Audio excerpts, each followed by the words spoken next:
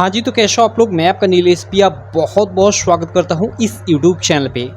दोस्तों, आज की इस वीडियो में मैं आपको बताऊंगा कि बोर्ड परीक्षा में कॉपी कैसे लिखे।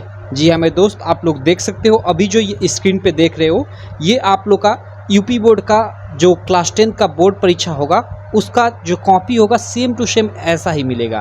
ठीक है, इस पे देखो मैं आप लोग का ये एक प्रीवियस ईयर पेपर है, आप लोग देख सकते हो। ये हिंदी का यूपी बोर्ड का 2023 का पेपर है जिसका कोड है 801 DG। इसका मैंने इसमें पूरा इसका सॉल्यूशन किया हुआ है इसमें। ठीक है, इस कॉपी पे देखो, यहाँ मैं आपको दिखा देता हूँ, आप लोग देख सकते हो ये पूरा का पूरा। ठीक है, ये पूरा का पूरा आप लोग देख सकते हो, ये पूरा का पूरा सॉल्यूशन है यहाँ पे। तो चलो मैं आपको बता देता हूँ कि कैसे आपको चीज़ों को सॉल्यूशन करना है। मान लो कोई आपको क्वेश्चन नहीं आ रहा है तो उसको कैसे छोड़ना है, और फिर अंत में आपको मान लो मतलब आपको याद आ जाए तो उस क्वेश्चन को कैसे करना है। मतलब पूरा का पूरा आपका कॉपी कैसे लिखे, इस मतलब टॉपिक से रिलेटेड सारा का सारा डाउट इस वीडियो में क्लियर हो जाएगा। ठीक है, तो आप वीडियो को अंत तक देखते रहना, और बाकी चैनल को अभी तक आप सब्सक्राइब नहीं किए हो तो चैनल को सब्सक्राइब कर लेना और बेल आइकन को भी दबा लेना, जिससे मेरी सारी वीडियो की नोटिफिकेशन मिलती रहे। तो चलो वीडियो को शुरू करते हैं। देखो, सबसे पहले तो आपको कॉपी मिलेगी, तो फर्स्ट पेज में इस तरह का कुछ होगा। ठीक है, इसमें ये चीज़ें भरने को होगी। यहाँ पे आपका अनुक्रमांक रहेगा, परीक्षार्थी का अनुक्रमांक। तो जो भी भाई आपका एडमिट कार्ड पे अनुक्रमांक यानी वही रोल नंबर रहेगा उसको यहाँ पे भर देना है, अंकों में भरना है, और फिर उसी को यहाँ पे शब्दों में भरना है।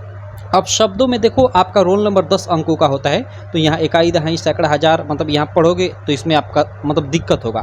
तो सबसे अच्छा इसको, जैसे ये 2 है तो यहाँ 2 लिख दो, उसके बाद 3 है तो 3, 5 है तो 5, 7 है तो मतलब इसी तरह मतलब 2, उसके बाद 7, इसी तरह आप मतलब पूरा यहाँ से यहाँ तक इसको लिख दो, शब्दों में इस तरह से लिखना। ठीक, उसके बाद आपकी विषय हिंदी है तो यहाँ हिंदी, अंग्रेजी होगी तो अंग्रेजी, गणित होगी तो गणित, जो हो मतलब यहाँ पे विषय आप लिखते रहना। ठीक है, और प्रश्न पत्र, भाई प्रश्न पत्र देखो मतलब ये फर्स्ट आप हमेशा लिखोगे।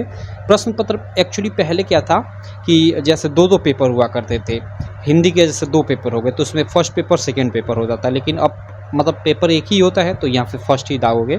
और प्रश्न पत्र पर अंकित संकेतांक, यहाँ पे देखो प्रश्न पत्र पर अंकित संकेतांक मीन्स पेपर कोड। यहाँ पे जो ये आप मतलब आपका यहाँ पे 2024 का पेपर आएगा तो सिंपल यहाँ जैसे 2023 लिखा है यहाँ पे 2024 रहेगा, और यहाँ पे यहाँ साइड में एक कोड दिया रहेगा।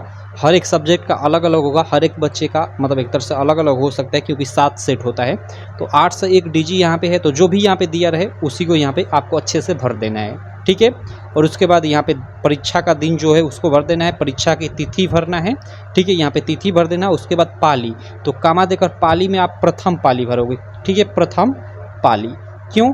क्योंकि भाई हाई स्कूल का एग्ज़ाम सुबह के टाइम होता है। ठीक है, और तो वह प्रथम पाली बोली जाती है, और जो इंटर वालों का होता है वो शाम के समय होता है एग्ज़ाम। ठीक है, तो उसको मतलब द्वितीय पाली बोला जाता है। तो परीक्षा तिथि, तो परीक्षा की तिथि जो भी हो डाल दो, और उसके बाद कामा देकर पाली, तो प्रथम पाली हाई स्कूल वाले लिखेंगे। ठीक, उसके बाद यहाँ केंद्र का नाम, तो जो भी केंद्र का नाम हो यानी जहाँ आपका सेंटर गया है वहाँ मतलब आपके एडमिट कार्ड पर दिया रहेगा सेंटर का नाम, उसको यहाँ सेम टू सेम यहाँ पर लिख दो। सिंपल इतना चीज़ें आपको भरना होता है। ठीक, अब चलो हम लोग मेन अंदर आते हैं कि आपको कैसे प्रश्नों का उत्तर देना है, कैसे लिखना है। तो देखो, सबसे पहले तो जो खंड अ है, आप जानते हो कि खंड अ के मतलब अंतर्गत आपके 20 MCQ रहेंगे, जिनका आंसर आपको OMR शीट पे देना होगा। तो भाई देखो, OMR शीट मैं अच्छे से आपको भरना सिखा चुका हूँ। OMR शीट में आंसर कैसे लिखेंगे, आंसर कैसे देंगे, पूरा का पूरा मैं बता चुका हूँ। एक 18 मिनट की पूरी वीडियो है OMR शीट से रिलेटेड, तो उसको आप देख लेना। ठीक है, इस वीडियो के डिस्क्रिप्शन में मैं उसका लिंक डाल दूंगा। इस वीडियो को देखने के बाद उसको आप देख लेना जाकर, आपका सारा डाउट क्लियर हो जाएगा। ठीक, कि इसका 20 जो प्रश्न है इनका आंसर कैसे थे, और साथ ही OMR शीट में क्या क्या भरे, क्या क्या चीज़ें मतलब कैसे पूरा शुद्ध अच्छे से भरे कि जो कोई भी गलती ना हो। ठीक है, तो वो वीडियो देख लेना। तो बाकी चलो, ये खंड अ तो हम लोग छोड़ते हैं, खंड ब में चलते हैं, क्योंकि खंड ब में ही यहाँ पे लिखने वाली चीज़ें हैं। ठीक, तो खंड ब में हम लोग चलते हैं। 20 MCQ के बाद खंड ब में चलते हैं। देखो, इस पेपर पे इतना सब खांचा हुआ इसलिए यहाँ पे आपको दिख रहा होगा, क्योंकि इसको मैं पहले सॉल्व करा चुका हूँ इसलिए। अब देखो, यहाँ खंड ब के अंतर्गत वर्णनात्मक प्रश्न है, और इसमें फर्स्ट प्रश्न आप जानते हो कि गद्यांश संबंधित होता है। यहाँ पे गद्यांश दिया होता है, इससे रिलेटेड यहाँ पे नीचे 3 ठे प्रश्न पूछा होता है, और अथवा कर यहाँ पे भी एक गद्यांश दिया होता है, और इससे रिलेटेड यहाँ पे 3 ठे प्रश्न पूछा हुआ होता है। दोनों में से कोई एक प्रश्न मतलब दोनों में से कोई एक को आपको गद्यांश को सॉल्व करना होता है। मतलब इसको करोगे तो इसको पढ़कर और इन 3 प्रश्नों का उत्तर दो, या इसको करोगे तो इसको पढ़कर इन 3 प्रश्नों का उत्तर दो। तो देखो, जैसे यहाँ पे तो इसको आप कैसे लिखोगे कि खंड ख ठीक है। ऐसे खंड ख पहले दाग दोगे कि भाई खंड ख के हम प्रश्न कर रहे हैं और कौन सा प्रश्न कर रहे हैं, तो प्रश्नोत्तर संख्या फर्स्ट कर रहे हैं। ठीक, प्रश्नोत्तर संख्या फर्स्ट। अब देखो प्रश्नोत्तर संख्या फर्स्ट, तो ये मतलब ये कर रहे हैं। अगर यहीं पे मान लो आपको ये करना है, अथवा वाला करना है, तो थोड़ा यहाँ पे कोष्ठ में आप लोग अथवा वाला लिख दो, मतलब इससे समझ जाएगा कि लड़का प्रश्नोत्तर संख्या फर्स्ट है, उसमें जो अथवा वाला गद्यांश है उसको सॉल्व कर रहा है। ठीक है। और यहाँ पे जो नॉर्मल यहाँ पे फर्स्ट सेकंड थर्ड प्रश्न पूछा है उसका भाई यहाँ पे आंसर दे दो। फर्स्ट आपका संदर्भ पूछा जाता है, मतलब आप जानते हो, तो यहाँ पे आप संदर्भ हेडिंग डालकर यहाँ पे संदर्भ लिख दो। उसके बाद रेखांकित अंश की व्याख्या पूछा जाता है हमेशा, तो रेखांकित अंश जो भी हो उसकी यहाँ पे ऐसे व्याख्या कर दो। और यहाँ फर्स्ट यहाँ पे लिखे हो इसका ऐसे लिख दोगे तो ज़्यादा मतलब अच्छा रहेगा, फर्स्ट का उत्तर। ठीक है, ये सेकंड है तो यहाँ पे सेकंड का उत्तर ऐसे लिखोगे तो ज़्यादा बेटर रहेगा। ठीक, बाकी फर्स्ट सेकंड भी लिख दोगे तो कोई दिक्कत नहीं, क्योंकि यहाँ पे आपने लिख दिया प्रश्नोत्तर, मतलब आप केवल मतलब प्रश्नों का उत्तर लिख रहे हो। ठीक, तो ऐसे होगा। और इधर देखो, इधर आपका थर्ड प्रश्न का उत्तर यहाँ पे दिया गया होगा। इधर मैं आ जाता हूँ, जैसे यहाँ पे देखो ये थर्ड प्रश्न है, तो थर्ड प्रश्न का यहाँ पे उत्तर दिया गया है, तो इसको भी आप थर्ड ना लिखो, ऐसे थर्ड का उत्तर लिखो तो ज़्यादा बेटर रहेगा। क्लियर। और आपको हमेशा ध्यान रखना है कि केवल आपको एग्जाम में काले और नीले, ठीक है, काले और नीले ही पेन का यूज करना है, कोई भी कलर पेन यूज नहीं करना है। क्लियर। चलो भाई, उसके बाद देखो यहाँ पे अगला प्रश्न आ जाता है प्रश्नोत्तर संख्या 2। तो जैसे यहाँ पे अब आपका प्रश्नोत्तर संख्या फर्स्ट हो गया, अब प्रश्नोत्तर संख्या 2 में आपका भाई ये प्रश्नोत्तर संख्या फर्स्ट में आपका गद्यांश रहेगा, प्रश्नोत्तर संख्या 2 में आपका पद्यांश रहेगा। जैसे ये पद्यांश दिया रहेगा और एक अथवा करके ये पद्यांश दिया रहेगा, और दोनों पद्यांश से रिलेटेड 3 प्रश्न रहेगा जिनका आपको आंसर देना होगा। तो आप ऊपर वाला करो या नीचे वाला करो, आपका मन। तो देखो जैसे प्रश्नोत्तर संख्या 2 यहाँ पे कोष्ठ में अथवा वाला नहीं लिखा है, इसका मतलब प्रश्नोत्तर संख्या 2 का ये वाला किया गया है, निर्गुण कौन देश को वाशी वाला। तो इसका देखो यहाँ पे संदर्भ लिखा गया है। ठीक है, फर्स्ट जो प्रश्न है। ठीक है, और उसके बाद सेकेंड प्रश्न रेखांकित अंश की इसमें व्याख्या पूछा है, तो रेखांकित अंश की व्याख्या यहाँ पे किया गया है। हालांकि यहाँ फर्स्ट सेकेंड लिखा गया है, इसको आप ज़्यादा मैं बार बार अब नहीं बोलूँगा। फर्स्ट का उत्तर ऐसे ये डालो, सेकेंड है तो सेकेंड का उत्तर ऐसे डालो तो ज़्यादा बेटर रहेगा। ठीक है, चलो उसके बाद इधर थर्ड एक प्रश्न है, तो भाई देखो यहाँ थर्ड यहाँ पे प्रश्न डाला गया है, आप थर्ड का उत्तर डाल देना। ठीक है, और ये उसका आंसर लिख देना। तो ये आपका गद्यांश संबंधित प्रश्न को ऐसे करना है, सिंपल। इसमें वही अगर आपको अथवा वाला करना है, मतलब जैसे ये, तो जैसे ये मान लो ये आपने किया, इसमें ये नीचे अथवा वाला करना है, तो यहाँ पे आपने जो प्रश्नोत्तर संख्या 2 यहाँ पे हेडिंग डाला, यहाँ पे जो प्रश्नोत्तर संख्या 2 आपने हेडिंग डाला, थोड़ा कोष्ठ में लिख देना कि अथवा वाला, मतलब इससे समझ में आ जाएगा कि मतलब जो लड़का प्रश्नोत्तर संख्या 2 की है उसका अथवा वाला यहाँ पे गद्यांश को या पद्यांश को सॉल्व किया है। सिंपल, समझ गए आप बात को। चलो उसके बाद यहाँ पे आगे के प्रश्नों पे आ जाते हैं। अगला अब आपका प्रश्न आपका संस्कृत गद्यांश से रहेगा, सेम वैसे ही।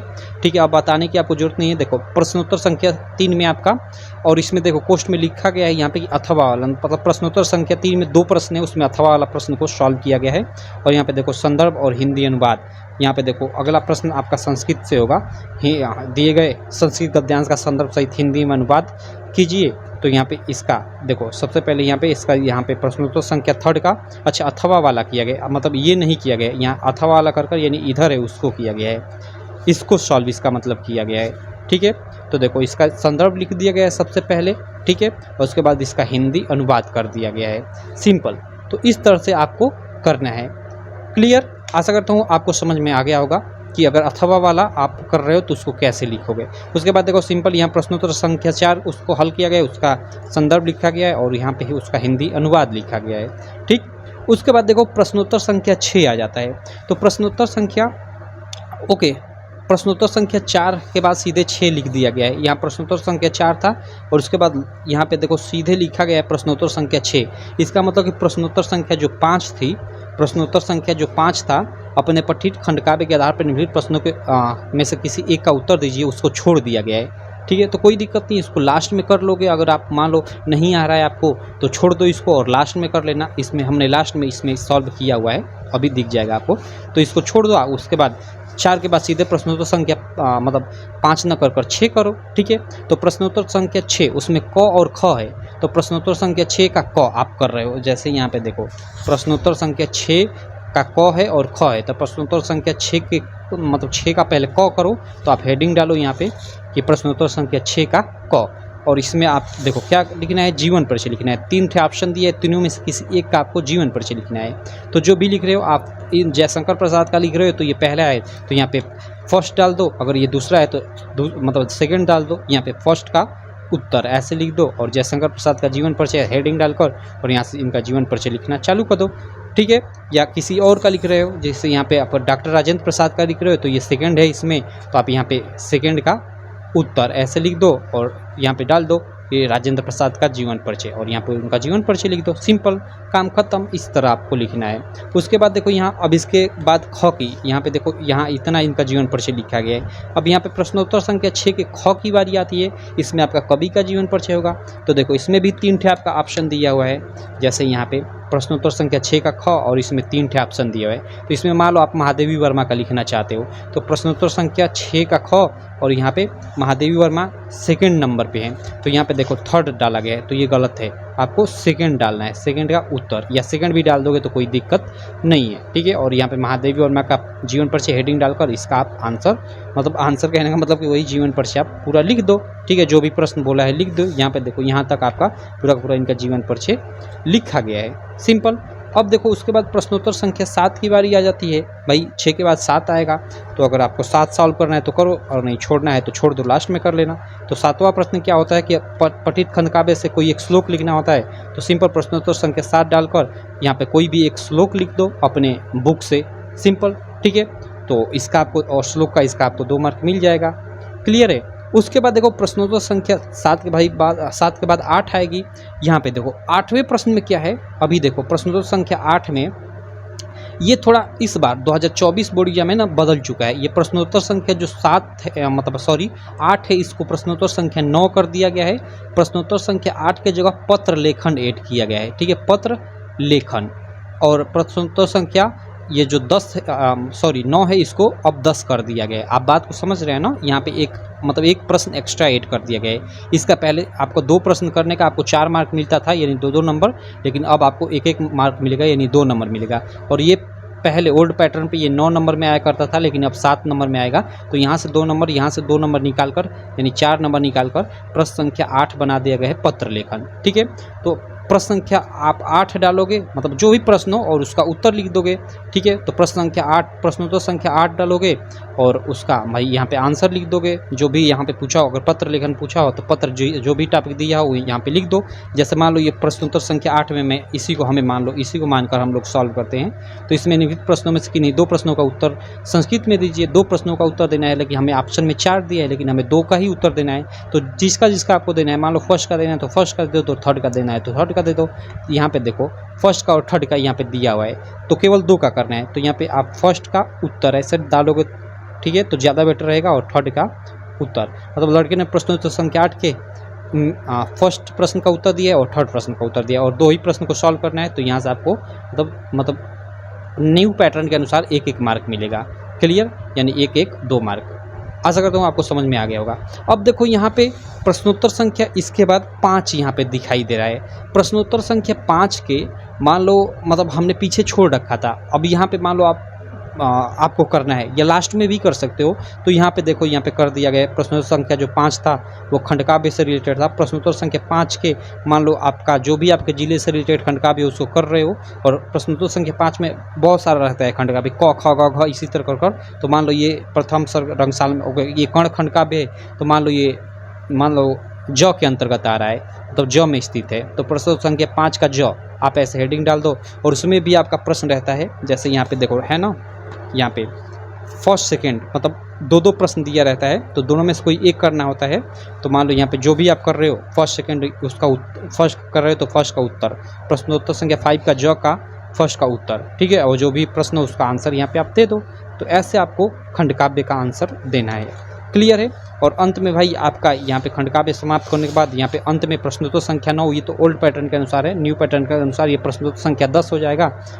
कई से टॉपिक दिया रहेगा, उसमें से एक टॉपिक पे आपको निबंध लिखना होगा। तो कोई भी आप टॉपिक चूज कर लो, उसका हेडिंग डाल दो और यहाँ पे आप प्रस्तावना सब मतलब बना लो, रूपरेखा बना लो और आप मतलब यहाँ पे इस पे निबंध लिख दो, क्लियर। तो इस तरह से आपकी कॉपी लिखी जाएगी बोर्ड परीक्षा में। आशा करता हूँ आपको मतलब एक आइडिया लग गया होगा कि बोर्ड परीक्षा में कॉपी कैसे लिखी जाएगी।